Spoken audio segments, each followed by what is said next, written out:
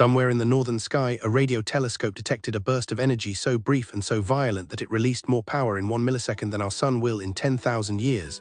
And then it stopped. No warning, no explanation, just gone. We've detected thousands of these signals now. Most come from nowhere we can identify. Most come from dead stars we didn't know could send anything at all. And some of them repeat, in patterns, like they're trying to tell us something. We just don't know the language. You're lying in bed right now. The ribs have unclenched by maybe 3 degrees. The body knows it's surrendering to sleep, but the mind is still pacing tomorrow's argument, still counting the things that went wrong. And in that narrow minute, the one between lying down and the first real attempt at sleep, you need something to make you small again. To remind you that your problems are real but temporary and that the universe doesn't care about your argument. It's too busy being incomprehensibly strange. This is that thing not to comfort you, but to reset you, to show you that the world, the actual world, not the one inside your head, is so much larger and so much stranger than whatever is keeping you awake. Fast radio bursts, that's the name scientists gave them, and it's the most understated description of an apocalypse-level phenomenon in human history. FRB, discovered in 2007, still completely unexplained. We've found over 1,000 of them. Some come from galaxies 3 billion light-years away, so far that the light left its source when Earth still had dinosaurs. The signal traveled through the entire expanse of cosmic history to reach us, for reasons nobody understands, from sources nobody can identify. Here's the scale of what we're talking about. One of these bursts releases as much energy as the sun produces in a day, in a single millisecond. That's not a metaphor, the math is done. The energy is real, compressed into a time frame so brief that if you blinked, you'd miss it. If you weren't pointing a radio telescope directly at that exact patch of sky, you would never know it happened. Millions of them probably happen every single day. We only catch the ones pointed at us. But here's what keeps astrophysicists awake at night. Some of them repeat.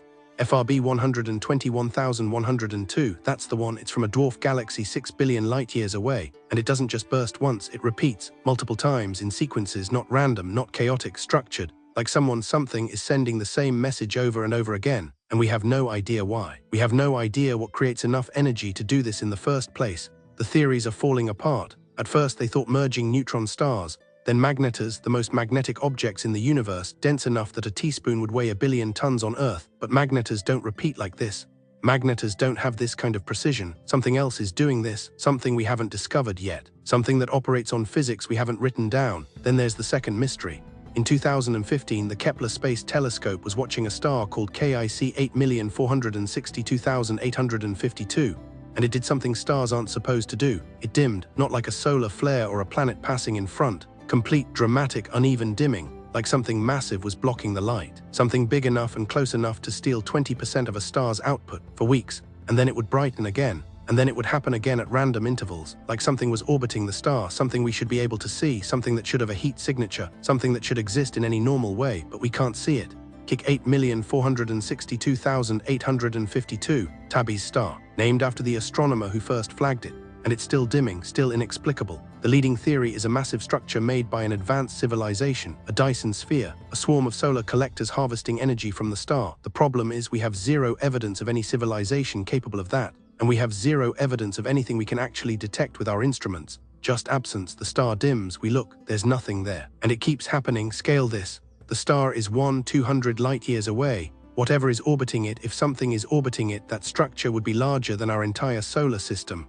Larger than the distance from Earth to Neptune, invisible to our infrared sensors, invisible to our telescopes, visible only by the light it steals, only by absence. The third mystery is smaller in scale but stranger in its implications. For 40 years, scientists detected a radio signal in our own solar system, a signal that didn't come from any satellite we launched, didn't come from any star, came from a point in space where nothing should be. The signal was narrow-band, incredibly stable, constant frequency, like a beacon, like a message designed to be found. They called it the WOW signal. In 1977, one observation, one night, they've never detected it again. One moment of contact, and then silence for nearly 50 years.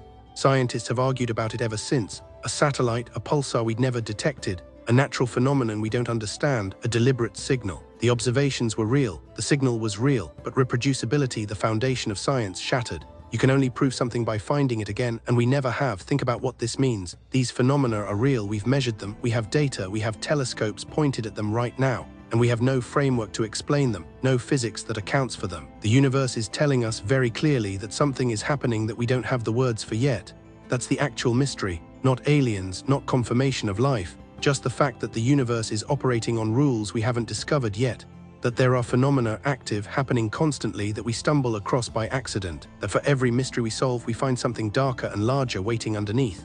The body has surrendered now, 3 degrees of tension finally gone from the ribs, but the mind has carried something back with it into sleep.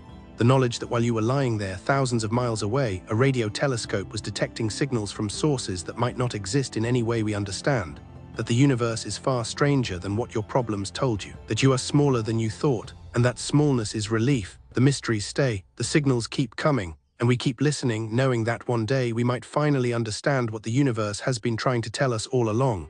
Until then, we sit with the not knowing, and the not knowing is enough to change us.